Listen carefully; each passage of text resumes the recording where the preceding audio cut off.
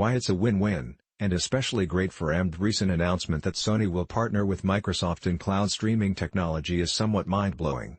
After almost 20 years of competition in game consoles, the two companies look set to put aside some of their differences.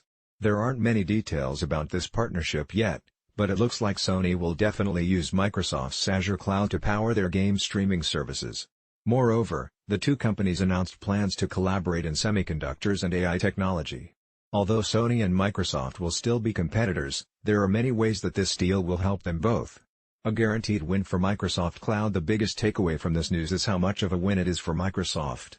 It's this kind of mutually beneficial partnership that Satya Nadella is famous for fostering during his tenure as CEO. With this deal, Microsoft is almost guaranteed to be a contender in cloud gaming. Either Sony's services are successful, in which case Microsoft still gets a huge chunk of their revenue via server costs. Or, the Sony services don't catch on, leaving Microsoft's own xCloud as a bigger winner in the streaming market. No matter what happens, Microsoft is well positioned. A necessary compromise for Sony. When I first thought about cloud gaming, it was clear to me that some companies would need to form partnerships. Sony has a solid brand, a large library of games, and hardware expertise.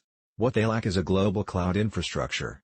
This leaves the company with three main choices for an infrastructure partner: Google, Amazon, or Microsoft. It's still amazing to me that they didn't choose Amazon. The fact that they didn't have some clear implications. The most obvious is that Microsoft must already be committed to building a large cloud gaming infrastructure.